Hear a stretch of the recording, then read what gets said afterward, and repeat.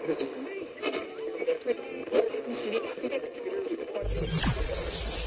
ready for unique, rare, and little-known treasures from the golden age of radio. You're listening to The Amazing World of Radio with Adam Graham.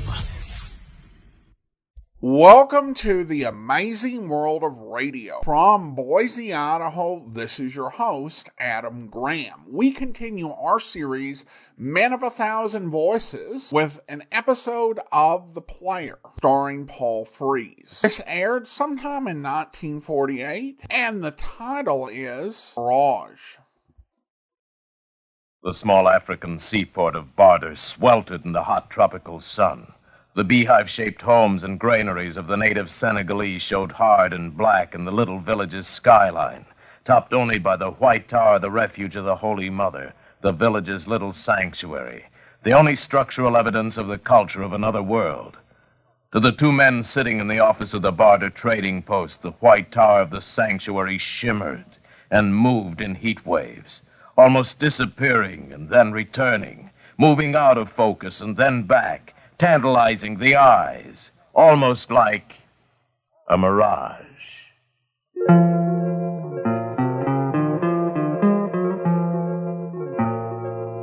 And so begins another story by The Player, America's most versatile actor, Mr. Paul Frees. But here, before we begin our story, is your announcer.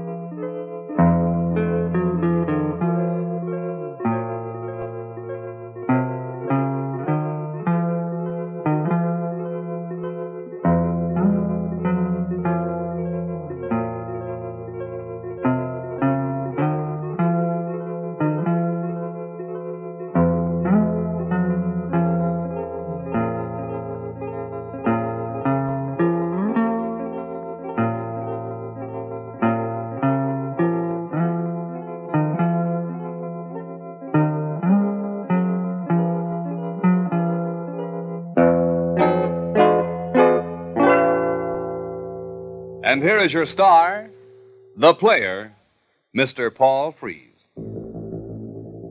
How do you do, ladies and gentlemen? This is The Player, welcoming you to our presentation of Mirage.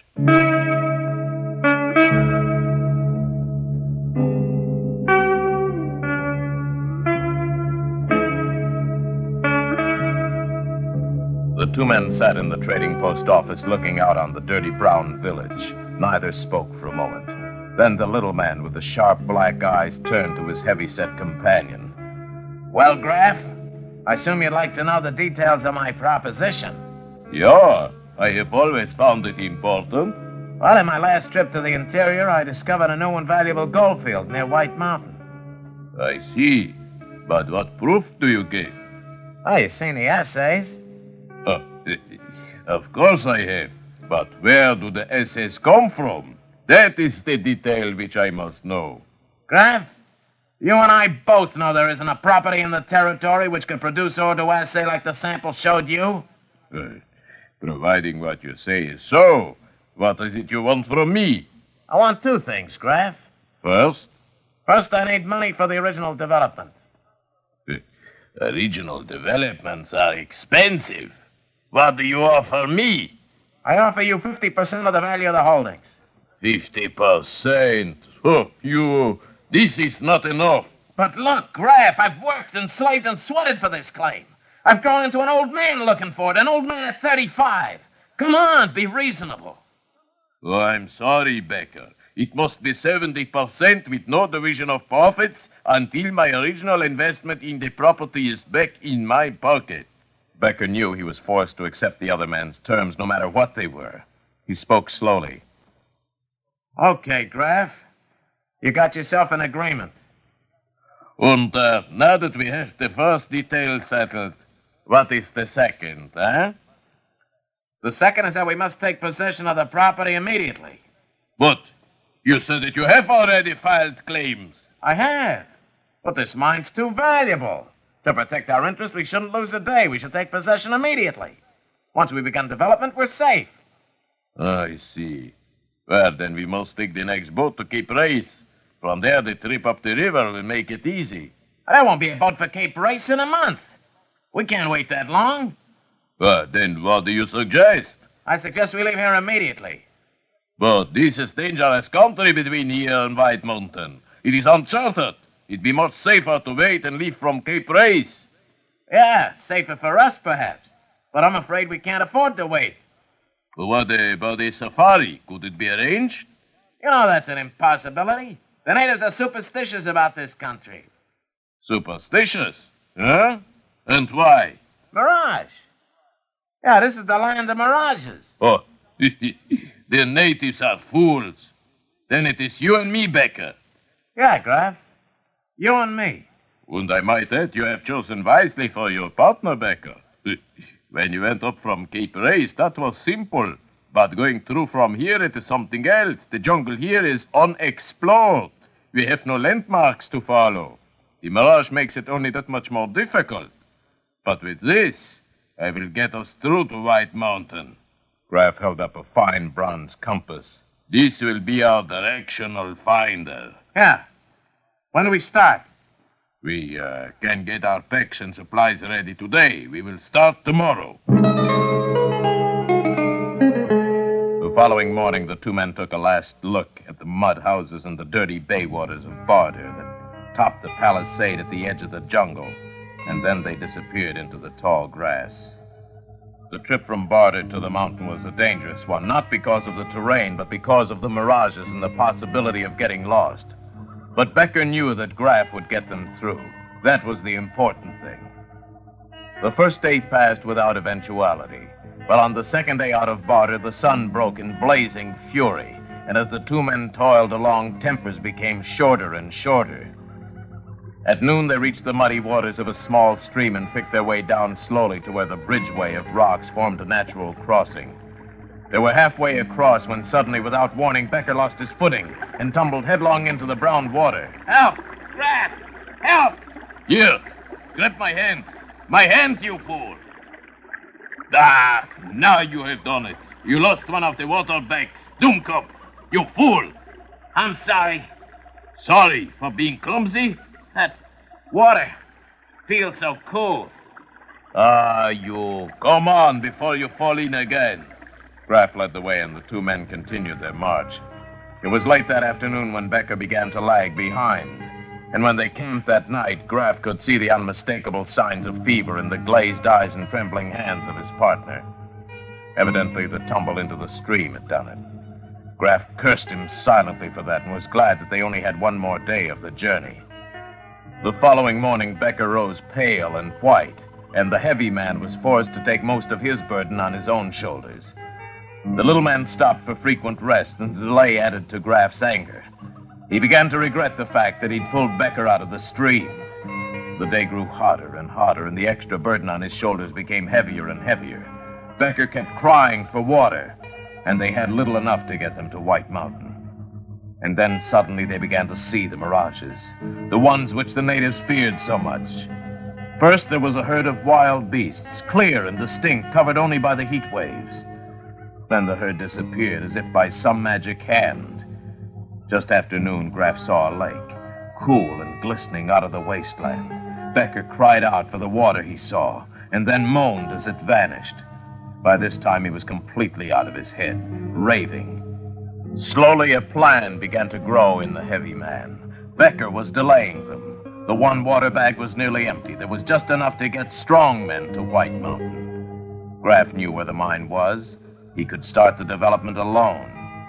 And the trip down the river to Cape Race could be an easy one. Wouldn't it be better to leave Becker? He reached slowly for the heavy caliber gun on his hip. And then Becker seemed to realize what the heavy man's plans were.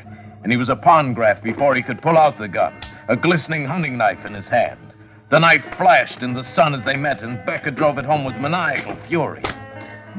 But something in Graf's pocket deflected it, and the big man got a hand on the other's wrist. It was a strange sight. There in the jungle wasteland, two men fighting bitterly in a death struggle. Graff found the little man surprisingly strong, regardless of his illness.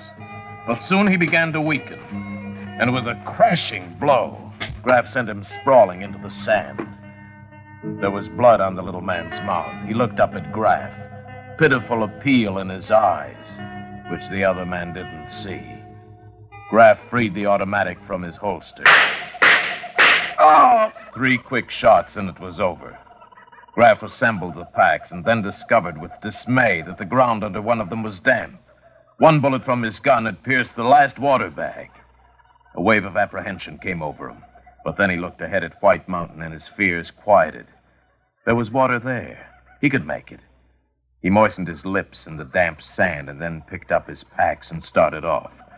He headed down a small ravine which blotted the horizon from view, and when he reached the top, he suddenly stopped. Out there in front of him, the slopes of White Mountain shimmered and wavered and disappeared. He looked to the left of him, and there it was, the rocky outline, but only for a moment. And then it was gone. He turned around, and it was behind him, quickly appearing, only to vanish as quickly. And suddenly the fear of the natives gripped him. Mirage! Mirage!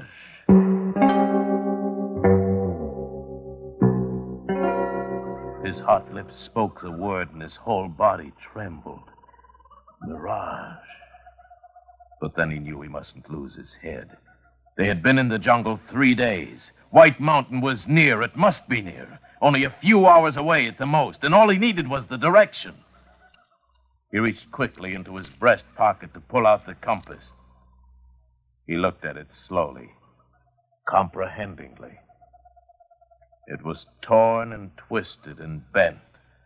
The needle limply dropped on the sand. There it was, the compass which had repelled Becker's knife thrust and saved his life.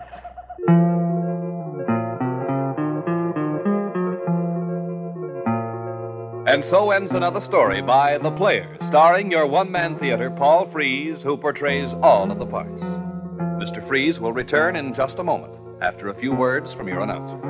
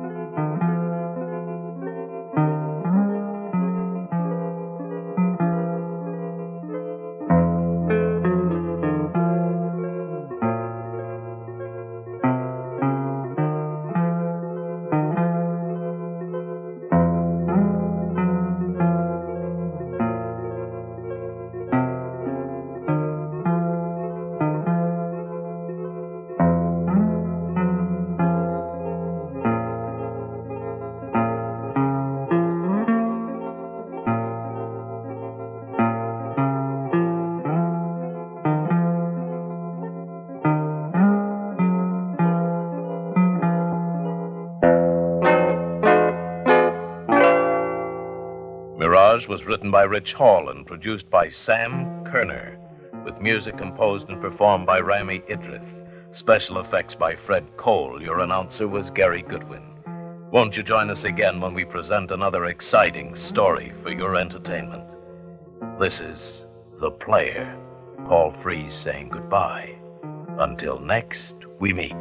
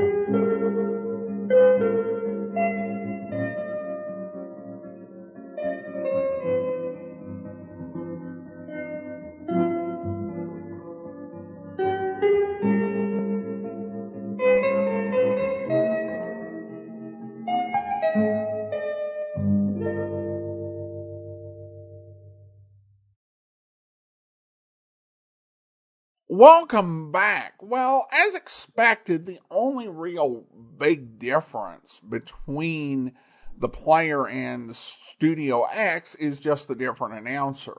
And I've not found any real information as to why one's called one thing and what the different productions did. As to the episode itself, I had mixed feelings on this one. Obviously, a good performance by Paul Frees. This one really felt like it could have used breathing room and more effects. I could really see this story being half an hour long. Some really interesting stuff just got exposited over. But I didn't think it was bad, just not particularly suited to the format. Alright, well now let's talk about other Men of 1,000 Voices. Not all of them did shows like this. The most famous Man of 1,000 Voices was Mel Blanc. Blanc, of course, originated most of the great Looney Tunes characters. Bugs Bunny, Daffy Duck, Porky Pig, Speedy Gonzales, and so many others, as well as Barney Rubble and Cosmo Spacely. And seriously, I could go on. He did a lot of work with Jack Benny, both on radio and on television. And of course, he had a very varied radio career and was given his own radio series, The Mel Blanc Show, where he ended up not playing all the voices, but he played multiple characters. And in addition, there were multiple episodes where the solution to all of his problems was to start doing a bunch of imitations. Now, obviously, having that as a writing crutch, something that made for a great radio series. It only lasted a single season, and I think it was probably one of the bigger waste of times of his career. Although your mileage may vary with the Mel Blanc Show. Carl Swinson was known for his vocal dexterity, which was part of the reason he was given the New York-based program of Mr. Chameleon, where he played a detective who would disguise himself and become another character. Currently playing that on the Great Detectives of Old Time Radio on Tuesdays. There were others who tried but didn't quite have the vocal dexterity. We played the series 1 out of 7 back in 2020 as part of the Jack Webb Centennial, where Webb would report on news stories of the day and do dramatic reenactments playing all the characters. Some of Webb's colleagues at the KGO radio station joked that he was the man of 1,000 voices, all of them the same. I don't think that was quite fair, but Jack Webb didn't really have the vocal dexterity to pull off the program in the same way that Frank Graham or Paul Frees did. Now, obviously, in the 21st century, there's going to be a question, well, were there any women of 1,000 voices? Well, there were certainly women with the ability to do a wide variety of different voices, particularly in Hollywood old-time radio programs. People like Virginia Gregg, Peggy Weber, Betty Lou Gerson, Jeanette Nolan, had a wide variety voices they could do, great amount of vocal dexterity, but never really went in for a sort of woman of 1,000 voices type program. Virginia Gregg, it was said, could sit while a radio program was being recorded after doing one part and just sit there and knit and wait until it's time for her to do another part and then pop up and take that part. I think many of them could have done something like that. In addition, out in New York on Broadway in the 1930s, there was kind of a mini trend that I observed while I was listening through the existing episodes of Rudy Valley's Flashman's Yeast Hour and Royal Gelatin Hour. There were female stars who would perform monologues, playing all of the characters in it. Cornelia Otis Skinner was probably the best known of these performers, but I couldn't find any of her monologues in my brief searching through my Rudy Valley program, or at least not in great condition for the podcast. But I did find this one monologue in pretty good condition by Virginia Sale. It's from the Flashman's Yeast Hour from September the 13th, 1934. Let's go ahead and take a listen.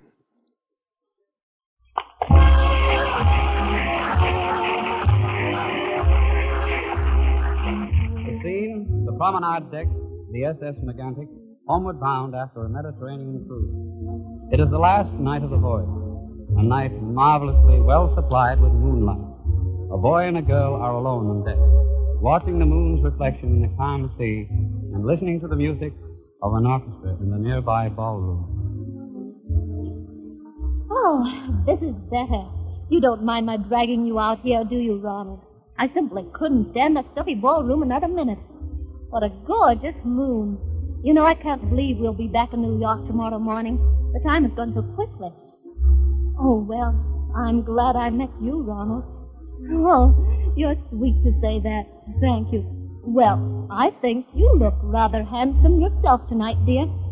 And just think, after tomorrow, we'll each begin to forget what the other looks like. Ronald, just look at those two stars right up there, all alone in the sky, just as you and I are alone on this long white deck. Oh, Ronnie, I've been looking everywhere for you. Oh, hello, Alice. Oh, hello. Ronnie, you bad boy, you must be all mixed up. Wasn't this our dance? It wasn't. Well, you didn't want to dance 2 dances with me all last night on board. You and I certainly have had the worst time getting together today. You didn't feel well enough to go for a swim, and you had lunch early, and then I waited and waited for you to come and play deck tennis. You're always so polite to everybody, Ronnie. I suppose you just can't get away from some folks to be with the folks you really want to be with. But I guess you and I can have this next dance together anyway. I had it with Freddie Wilson, but I haven't seen him anywhere. Oh, he was? When? Just a minute ago? Well, yes, I guess I'd better go look for him. I'll see you all later. Oh, Ronald, do you mind letting me have a bit of your coat? It's getting rather chilly out here. Oh, there. That's better. I like that music. With my eyes wide open, I'm dreaming. It's lovely, isn't it? Ronald, what was it you said you wanted to tell me tonight? Good evening. Oh, good evening, Mrs. Russell. Land sakes, you two will catch your death of cold out here. My, I'll sure be glad to get back home to Peoria. My folks thought they were sending me on a rest cure, but sure, with that music a-banging and folks carousing around all night, it's awful hard for a body to get any sleep. Well, everybody's saying goodbye this evening. They're even kissing the officers goodbye. I just noticed that highfalutin Mrs. Jordan kissing the first mate. Sure, she kissed him 3 or 4 times. I reckon her husband must be seasick again. Well, I expect I better go and try to get some sleep. Miss Blair, I should think you'd have it here standing there in that dress with no sleeves, no back to it. Good night, Mr. Kirkwood. You're certainly popular with the old ladies, Ronald. You're always so sweet to everyone. That's one reason why I like you. Why, yes, of course I do. A great deal. But I haven't always been sure that you like me. You do? Very much? Very, very much? Heavens, what lazy people you two are, wasting a bracing night like this. A grand chance to get some real good exercise. Why don't you join me in a turn around the deck? You see, I always walk around 6 times before going to bed, 5 times in the morning, and 4 after lunch. That makes 15 times a day. And 15 days on this cruise makes 225 times around this deck. I doubt if anyone else on the ship has a record like that. You won't join me? Very well. Goodbye, then. Good luck. Goodbye. What were you saying, Ronald? Was it something about the music? Oh, listen. I like that piece. Couldn't we dance it out here? Oh, I love dancing with you, Ronald. Oh, you're holding me very tight. Why, Ronald, dear. Oh, there you are, you two. Oh, good evening, Miss Tipton. I just knew I'd find you two little lovebirds out here in the moonlight. I've been telling everybody on board I expected a wedding any day. I think you're a perfectly stunning couple. Oh, there now, I know I'm making Mr. Kirkwood blush. He's such a shy young man, isn't he, Miss Blair? And Mr. Kirkwood, doesn't she look just too sweet? Anybody can tell she's dressed up in her very prettiest just to please you this last night on board. Well, I'm just buzzing about calling everybody goodbye, and if I don't see you two again before we land, be sure you send me your wedding announcement. Goodbye, you two. Oh, what are we talking about, Ronald? You say it's not a bad idea she had. Why, what do you mean? Really send her our wedding announcement? Why, Ronald, dear, are you really proposing? Ronnie, oh, Ronnie, where are you? I can't find Freddie anywhere, Ronnie. Ronald, darling, let's go into the ballroom where we can be alone together.